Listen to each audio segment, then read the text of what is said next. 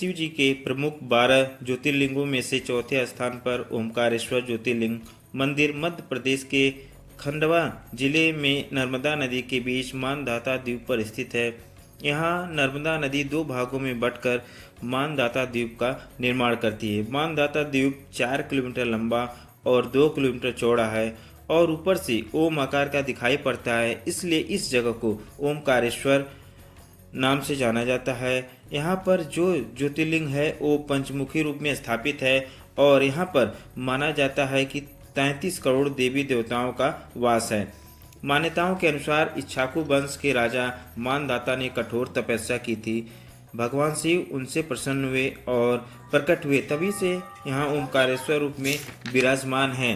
ओमकारेश्वर शिवलिंग दो भागों में बटा हुआ है, पहला ओमकारेश्वर, दूसरा ममलेश्वर शिवलिंग। इन दोनों मंदिरों को एक ही रूप में पूजा जाता है। अगर आप भी ओमकारेश्वर आना चाहते हैं तो इस वीडियो को पूरा जरूर देखें और नए इस चैनल को सब्सक्राइब जरूर करें।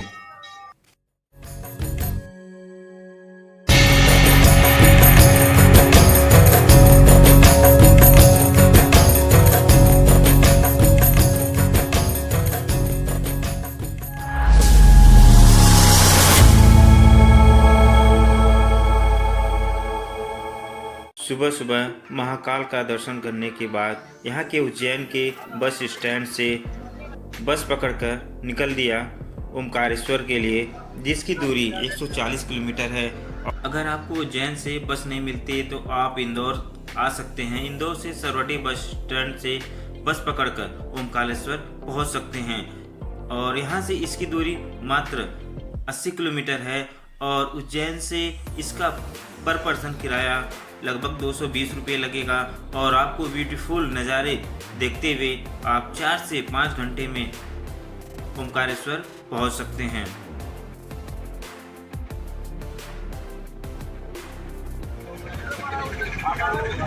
बस स्टैंड से यहाँ पे शेयरिंग ऑटो मिल जाएगा जो आपको मंदिर तक छोड़ देगा और सबसे पहले नर्मदा मैया में स्नान करने के बाद मैं निकल पड़ा ओमकारेश्वर दर्शन करने के लिए। इस श्री ओमकारेश्वर ज्योतिर्लिंग का मुख्य प्रवेश द्वार है और यहीं से भक्तगण हैं। तो सामने आपको बहुत सारी शॉप्स दुकानें मिल जाएंगी माला फूल के लिए। यहाँ पे आप देख रहे हैं जहाँ पे भक्तगण यहाँ पे माला प्रसाद वगैरह ले रहे हैं। इसी ब्रिज से होकर ओमकारेश्वर टेम्पल के पास जाना होता है और इस ब्रिज से आपको खूबसूरत बहुत ही ब्यूटी दिव्य दर्शन होंगे और नर्मदा मैया का भी यहाँ से आप दर्शन कर सकते हैं। और यह जो ब्रिज है ममलेश्वर टेम्पल और ओमकारेश्वर टेम्पल को जोड़ता है और सभी भक्तगण इसी रास्ते से ओमकारेश्वर दर्शन करने के लिए जाते हैं और यह ब्रिज अपने आप में एक काफ़ी खूबसूरत ब्रिज है। चलते हैं सबसे पहले दर्शन करने के लिए, क्योंकि मंदिर 12:30 बजे बंद हो जाता है, इसलिए जल्दी जल्दी चलना होगा मंदिर के पास।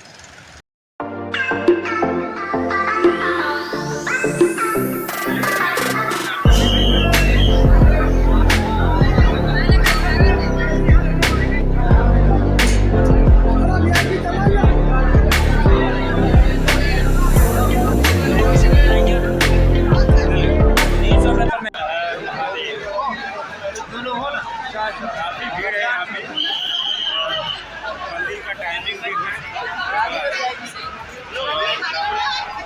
दर्शनों के लिए काफ़ी लंबी लाइन लगी हुई है। आप देख पा रहे हैं यहाँ पे काफ़ी लंबी लाइन है। मैं समझ रहा हूँ आज तो दर्शन यहाँ हम दोपहर 12 बजे तक पहुँच गए थे मंदिर के पास, क्योंकि इस समय बहुत काफ़ी भीड़ थी और 12:30 बजे गेट भी बंद हो जाता है और पूजन अर्चन के लिए। तो यह टाइम चूँकि दर्शन के लिए बेस्ट नहीं होता। अगर आप दर्शन करना चाहते हैं जल्दी तो मॉर्निंग में पहुँचें या शाम में, उस टाइम आपको बहुत ही जल्दी दर्शन हो जाएंगे। हर हर महादेव।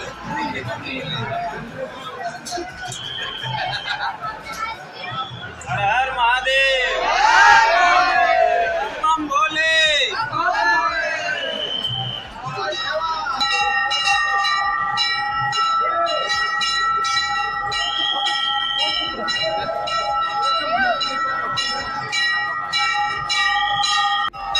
मंदिर के गर्भगृह का वीडियो बनाना अलाउ नहीं था, इसलिए हम वहाँ की वीडियो नहीं बना सके। और इस समय बिल्कुल गेट के पास पहुँच चुके हैं। बस थोड़ी दूर में बाबा का दर्शन हुआ और काफ़ी सुखमय था ये समय, जहाँ भक्तों की काफ़ी हर हर महादेव की गूंज थी और इतना भीड़ होने के बावजूद दर्शन के लिए ललायत थे। ओमकारेश्वर का एक झलक दर्शन हुआ, लेकिन हुआ और लगभग 12 बजे गए थे दर्शन के लिए और इस समय टाइमिंग हो रहा है 2 बजे। पूरे 2 घंटे लगे दर्शनों के लिए, लेकिन भगवान का दर्शन करने का आनंद आ गया। वीआईपी प्रवेश भी है, जिससे वीआईपी भी दर्शन कर सकते हैं। और इसके बाद दर्शनों के लिए चलेंगे ममलेश्वर। मान्यताओं के अनुसार ओमकारेश्वर का दर्शन करने के बाद ममलेश्वर का दर्शन करना अनिवार्य होता है, इसलिए ममलेश्वर टेम्पल का दर्शन जरूर करें। आ चुके हैं ममलेश्वर टेम्पल और ममलेश्वर ज्योतिर्लिंग का मंदिर का प्रवेश द्वार है।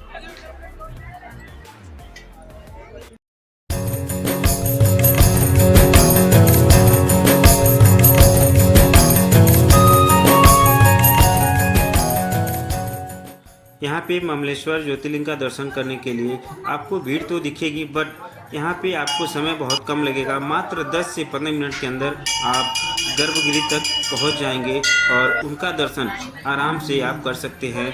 और अंदर थोड़ी जगह होने के नाते आप दर्शन बिल्कुल आराम से कर सकेंगे। और साथ में अंदर वीडियोग्राफी भी बिल्कुल अलाउ होता है। और इस समय बिल्कुल हम गर्भगृह में हैं और प्रेम से बोलिए हर हर महादेव, हर हर महादेव की। तो भक्तगण आप भी ममलेश्वर टेम्पल का दर्शन कीजिए और अपनी मनोकामनाएं पूर्ण कीजिए। हर हर महादेव। और ममलेश्वर ज्योतिर्लिंग का दर्शन करके आ गए हैं। वहाँ की अपेक्षा यहाँ पे आपको बहुत ही कम टाइम लगेगा दर्शन करके। फिलहाल भीड़ तो थी, लेकिन यहाँ पे टाइमिंग कम लगेगी दर्शन करने के लिए। यह नर्मदा नदी का पवित्र घाट है, जो ओमकारेश्वर और ममलेश्वर टेम्पल के बीच में है। और 2 द्वीपों मध्यवा और खंडवा द्वीप के मध्य में यह नदी बहती है, नर्मदा नदी, जो एक भारत की पवित्र नदी है। और जो भी यात्रीगण या भक्तगण आते हैं इस नर्मदा नदी में स्नान वगैरह करने के बाद ओमकारेश्वर मंदिर जाते हैं। साथ में वोटिंग का भी आनंद लेते हैं यहाँ पे। और हेलो गाइस, आप जो मेरे पीछे देख रहे हैं नर्मदा नदी है। और जो यह नदी है खंडवा और शिवपुरी दोनों द्वीपों के बीच में बहती है। और यहीं पे एक तरफ ओमकारेश्वर, दूसरी तरफ ममलेश्वर निवास करते ज्योतिर्लिंग है उनका। और यह नदी भारत की पवित्र नदियों में से एक है। यहाँ पे भक्तगण आते हैं, स्नान करते हैं और पूजन अर्चन भी करते हैं। यहाँ पे आप ओमकारेश्वर में आप ओमकारेश्वर टेम्पल, ममलेश्वर टेम्पल, साथ साथ शंकराचार्य की भी यहाँ बहुत बड़ी प्रतिमा लगी है, वहाँ भी जाके आप घूम सकते हैं। बाकी छोटे छोटे और भी सारे मंदिर है, लेकिन जो यहाँ का मेन मंदिर है ओमकारेश्वर है, जो हजारों साल पुराना है, इतिहास है और उसके यहाँ पे एक खूबसूरती बटोरी हुई है। जब आप टेम्पल के अंदर जाएंगे, ओमकारेश्वर टेम्पल के अंदर जाएंगे, तो नक्काशी बिल्कुल देखने लायक है। काफ़ी पत्थरों पे, लाल पत्थरों का निर्मित ये टेम्पल और नक्काशी में अपने आप में एक बेहद है। दर्शनों के लिए यहाँ पे थोड़ी टाइम लग सकती है, क्योंकि उसका जो द्वार है, मंदिर का जो द्वार है, बहुत ही संकीर्ण है, छोटा है। इसलिए दर्शन करने में आपको थोड़ा समय लगेगा। इस ओमकारेश्वर टेम्पल में आने के लिए आपको, अगर आप उज्जैन आते हैं, उज्जैन से यहाँ आने के लिए आपको बहुत सारी बसें मिल जाएंगी। आप डायरेक्ट वहाँ से बस कर जा सकते हैं। घूमने का कोई विशेष खर्च नहीं है। अगर तो 1 डे का टूर प्लान यहाँ बना सकते हैं, क्योंकि मेरे ख्याल से यहाँ एक दिन में आप ओमकारेश्वर, ममलेश्वर और नर्मदा तट पे आप घूम सकते हैं।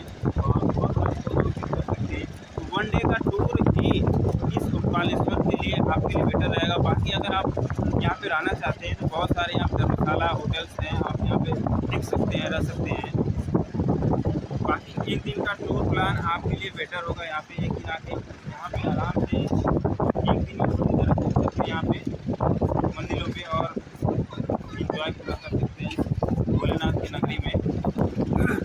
अगर आप उज्जैन से बाई बस द्वारा आते हैं तो यहाँ पूरे घूमने का खर्च लगभग 1,000 रुपये में आप ओंकारेश्वर घूम सकते हैं। कोई ज़्यादा बजट नहीं है और यहाँ पे दूर दूर से आते हैं पर्यटक भी आते हैं, काफ़ी दर्शनार्थी आते हैं।